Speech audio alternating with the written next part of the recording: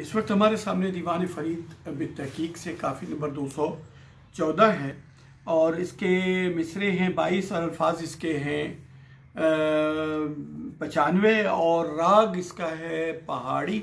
आगे चलकर हमने इन तमाम रागों पर भी बात करनी है जिससे ख्वाजा फरीद की काफ़ियाँ जिन पर मुरतब की गई या बाद के माहिरीन मौसीकी ने जिससे जिन रागों में इन काफ़ियों को गाना मुनासिब समझा या उनकी नज़र में ये इन रागों पर मुरतब की गई थी।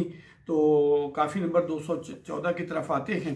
ये फिर वही दुख और दर्द और रंज व फिराक के मौजू पर बात है और बात कर रहे हैं कि दुख सीने ते मूंग डाले, सिक तिडी तिडी तेल दिखा ले। दुख जो है वो हमारे सीने पे मूंग दल रहा है। अब मूंग दलना एक उर्दू में भी ये मुहावरा चला गया है इधर उधर की जुबानों से। तो सीने पर मूंग दलता है यानी किसी की ज़्यादा तकलीफ़ देता है, यानी किसी को मज़ीद तकलीफ़ देना और बहुत ज़्यादा चोटें पहुंचाना, दर्द तकलीफ़ पहुंचाने को सीने पे मूंग दलना। यानी एक तो तकलीफ़ देना और फिर उसको जतवा कर उसको मज़ीद तकलीफ़ देने के लिए सीने पे मूंग दलने के लिए आपका मुहावरा होता है। सिक तिडी तिडी डेग, सिक कहते हैं चाहत को, तिडी तिडी, तिडी तो वैसे कहते हैं ये टिड्डी को, झिंगर को, इसको कहते हैं। तिडी तिडी तेल निकाले का मतलब है कि एक तो दुख जो है वो हमारे सीने पे मूंग दल रहे हैं और फिर ए महबूब तेरी चाहत जो है उस पर थोड़ा थोड़ा तेल डालती जाती है, मुसलसल तेल डाले, तिडी तिडी, यानी एक ख़त्म हो रहा होता है और थोड़ा सा तेल मजीद, वो शोला बुझने पे आता है तो वो मजीद उसके ऊपर तेल डाल देती है तेरी चाहत। तो इस तरीके से गम दर्द अलम बद नीते पे साड़न सोज पलीते थे मैं मुठड़ी दे कीते सब रानी खां दे साले। गम दर्द और अलम ये जो बदनीयत जो हैं और सोज जो है यानी तपिश और दुख जो है वो पलीते जला रहे हैं। एक तो खुद वो सोज हैं जलाने वाले हैं और खुद पलीता जलाना।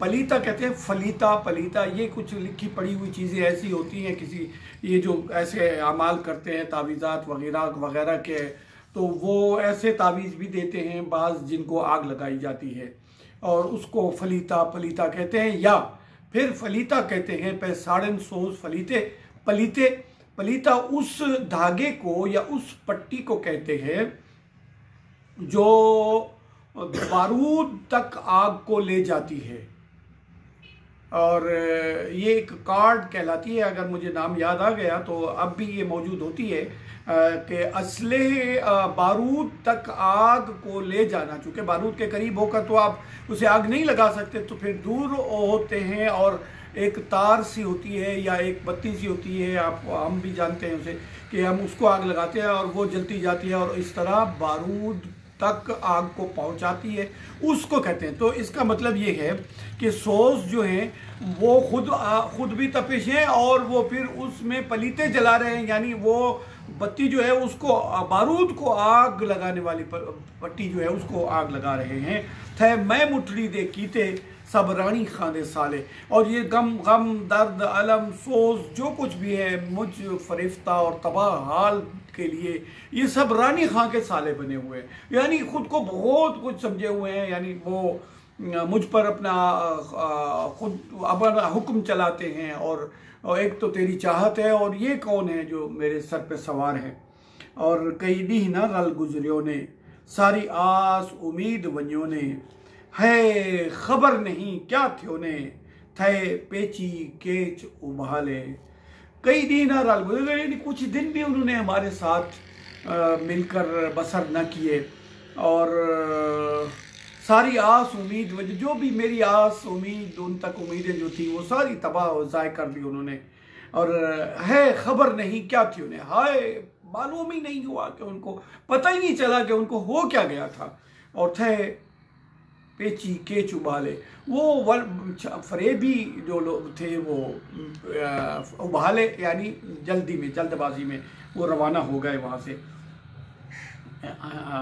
हम संगत सारी खोटे खचबाज उपठड़े डोटे रल मिल बेदर्द कलहोटे पे खिला करे नहा काले।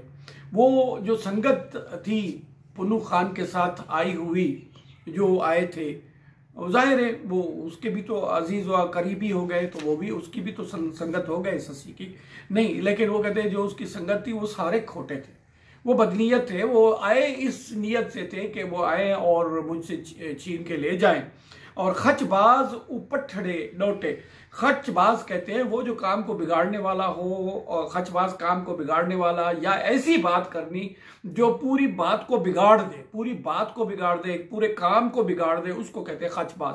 खच मारना यानी एक काम जो तरतीब से चल रहा है उसमें आके कोई रुकावट पैदा कर देना, खराबी पैदा कर देने वाले को कहते हैं खचबाज, यानी खच मारने वाला।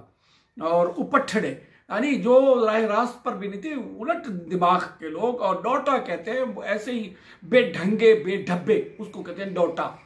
डोटा खचबाज उपठड़े डोटे रल मिल बेदर्द कलहोटे, ये सब मिलकर बेदर्द कलहोटा। कलहोटा कहते हैं उस बर्तन को या उसको जिसमें गंदम डालते हैं और मिट्टी का बना हुआ होता है, और वो बहुत मोटा सा होता है। और वो जब भी किसी आदमी को मोटा हो और बड़े पेट वाला हो या बड़ी जिसामत वाला हो या बेढंगा सा हो, तो फिर उसको कहते हैं कलहोटा।